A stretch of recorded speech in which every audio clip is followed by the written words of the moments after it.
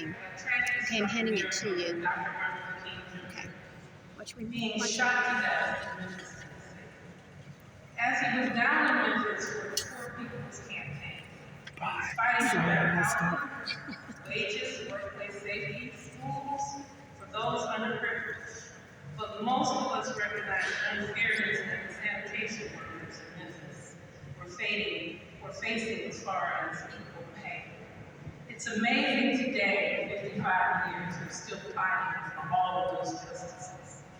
We are still fighting for better housing, health care, workplace safety, school safety, and to end unnecessary military acts, spending, as well as legal care. We commend you being here today as you continue to hold us accountable as public servants, but more so elevating your voices and raising the consciousness of what's morally right. So thank you for being here today, and we appreciate you.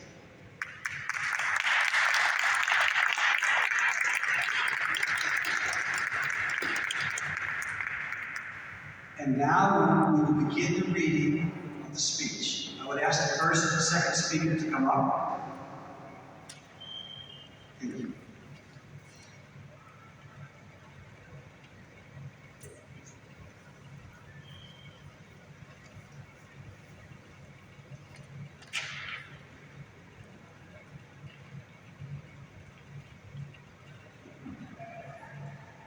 Beyond Vietnam, A Time to Break Silence by Reverend Dr. Martin Luther King Jr.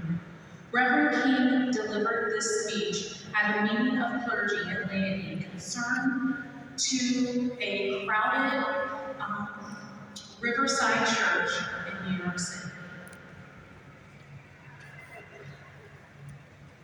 I come to this magnificent house of worship tonight because my conscience leaves me no other choice. I join with you in this meeting because I am in deepest agreement with the aims and the work of the organization which has brought us together, clergy and laymen concerned about Vietnam. The recent statement of your executive committee are the sentiments of my own heart, and I found myself in full accord when I read this opening line. A time comes when silence is betrayal. That time has come for us in relations to Vietnam. The truth of these words is beyond doubt, but mission to which they call us is the most difficult one. Even when pressed by the demands of inner truth, men do not easily assume the task of opposing their government's policy, especially in time of war. Nor does the human spirit move without great difficulty against all of the apathy of conformist thought within one's own bosom and in the surrounding world. Moreover, when the issues at hand seem so complex, as they often do in the case of this dreadful conflict, we are always on the verge of being mesmerized by uncertainty. But we must move on. Some of us who have already begun to break the silence of the night have found that the calling to speak is often a vocation of agony. But we must speak. We must speak with all of the humility that is appropriate to our limited vision. But we must speak. And we must rejoice as well, for surely this is the first time in our nation's history that a significant number of its religious leaders have chosen to move beyond the prophesying of smooth patriotism to the high grounds of a firm dissent based on the mandates of conscience and the reading of history. Perhaps a new spirit is rising among us. If it is, let us trace its movement and pray that our own inner being may be sensitive to its guidance, for we are deeply in need of a new way beyond the darkness that seems so close around us.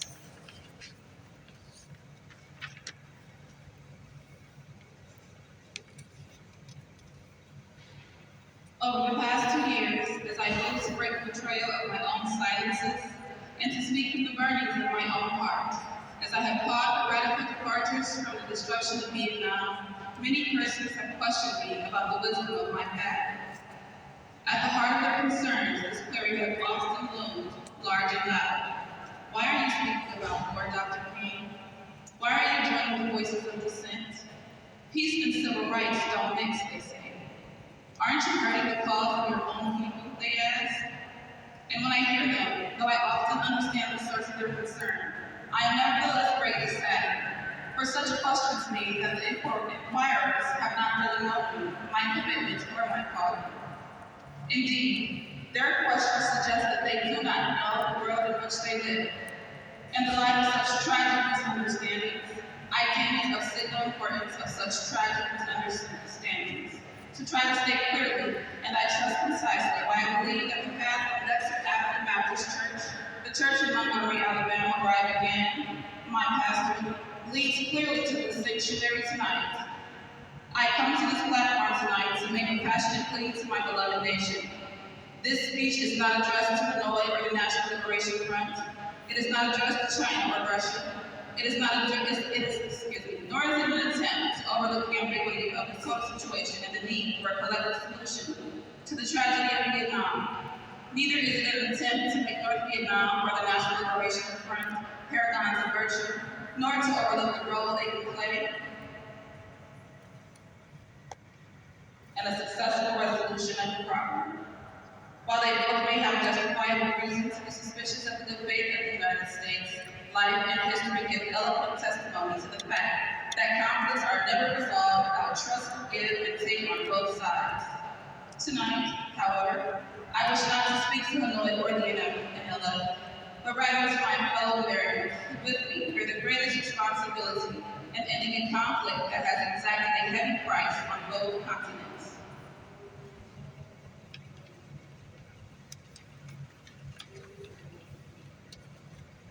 Since I am a preacher by trade, I suppose it is not surprising that I have 7 major reasons for bringing Vietnam into the field of my moral vision. There is, at the outset, a very obvious and almost concealed connection between the war in Vietnam and the struggle I and others have been waging in America.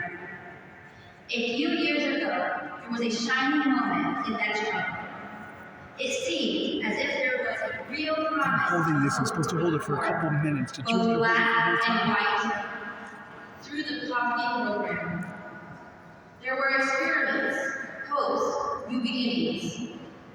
Then came the build-up in Vietnam, and I watched the program broken and eviscerated, as if it were some idle political plaything of a society gone mad from war. And I knew that America would never invest the necessary funds or energies in rehabilitation of its poor, so long as adventures like Vietnam continue to draw men and skills and money like some demonic, destructive suction tube. So I was increasingly compelled to see the war as an enemy of the poor and to attack it as such. Perhaps the more tragic recognition of reality took place when it became clear to me that the war was far more than devastating the hopes of the poor at home. It was sending their sons and their brothers and their husbands to fight and to die in extraordinarily high proportions relative to the rest of the population. We were taking the black young men who had been crippled by our society and sending them 8,000 miles away to guarantee liberties in Southeast Asia, which they had not found in Southwest Georgia and East Harlem. So, we have been repeatedly faced with the cruel irony of watching Negro and white boys on TV screens as they kill and die together for a nation that has been unable to seat them together in the same schools. So, we watch them in brutal solidarity burn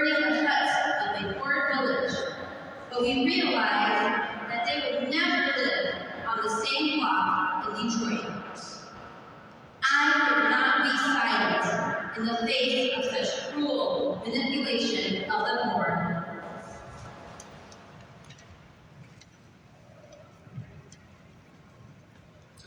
My third reason moves to an even deeper level of awareness, for it grows out of my experience in the ghettos of the North over the last 3 years, especially the last 3 summers.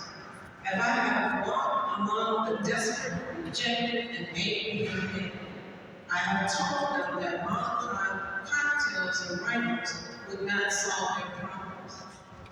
I have tried to offer them my deepest compassion while maintaining my conviction that social change comes most meaningfully through nonviolent action.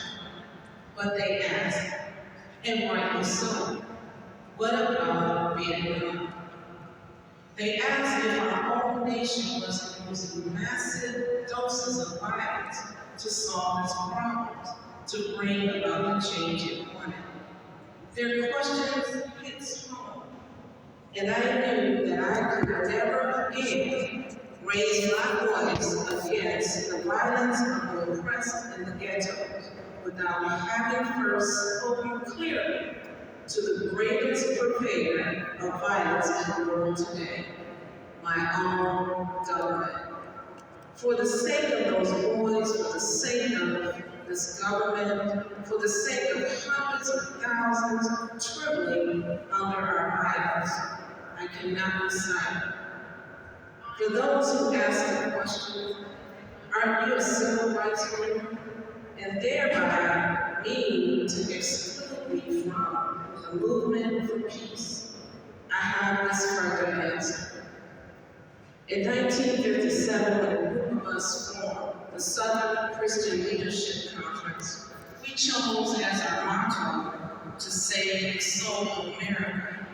We were convinced that we could not limit our vision to certain whites or black people, but instead affirm the conviction that America would never be free or safe from itself unless the descendants of the slaves were loosed completely from the shackles they still wear. In a way, we are agreeing with Langston Hughes that blacks, part of the party who had written earlier, oh yes, I say it plain, America never was America to me. And yet, I swear it's home.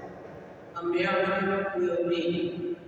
Now, it should be incandescently clear that no one who has any concern for the integrity and life of America today can ignore the present war. If America's soul becomes totally crazy, part of the autopsy must read Vietnam. It can never be saved so long as it destroys the deepest hopes of men and the world over.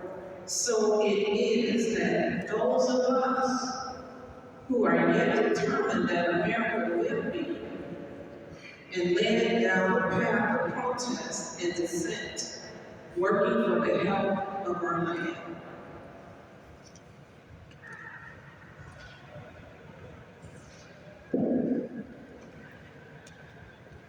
As if the weight of such a commitment to the life and health of America were not enough, another burden of responsibility was placed upon me in 1964. And I cannot forget that the Nobel Prize for Peace was also a commission to work harder than I'd ever worked before for the brotherhood of man. This is a calling that takes me beyond national allegiances, but even if it were not present, I would yet have to live the meaning of my commitment to the ministry of Jesus Christ. To me, the relationship of this ministry to the making of peace is so obvious that sometimes I marvel at those who ask me why I am speaking against the war. Could it be that they do not know that the good news was meant for all men, for communists and capitalists, for their children and ours, for black and for white, for revolutionary and conservative? Have they forgotten that my ministry is in obedience to the one who loved his enemies so fully that he died for them? What then can I say to the big economy, or to Castro, or to Mao, as a faithful minister to this world? Can I threaten them with death, or must I not share with them my life? Finally, as I try to delineate for you and for myself the road that leads from Montgomery to this place, I would have offered all that was most valid if I simply said I must be true to my conviction, that I share with all men the calling to be the Son of the living God. Beyond the calling of race or nation or creed is this vocation of sonship and brotherhood. And because I believe that the Father is deeply concerned, especially for the suffering and helpless and the outcast children, I come tonight to speak for them. This I believe to be the privilege and the burden of all of us who deem ourselves bound by allegiances and loyalties, which are broader and deeper than nationalism, and which go beyond our nation's self-defined goals and positions. We are called to speak for the weak, for the voiceless, for victims of our nation, and for those it calls enemy. For no document of human humans can make these humans any less our brothers.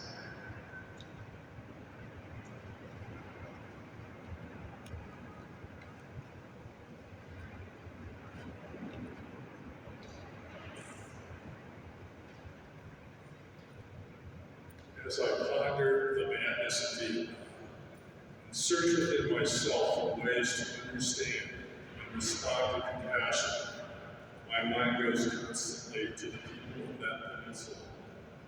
I speak now not of the soldiers of each side, not of the junta in Saigon, but simply of the people who have been living under the curse of war for almost 3 continuous decades now.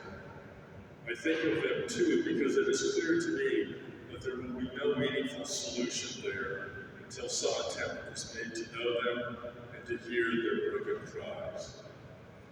They must see Americans as strange liberators.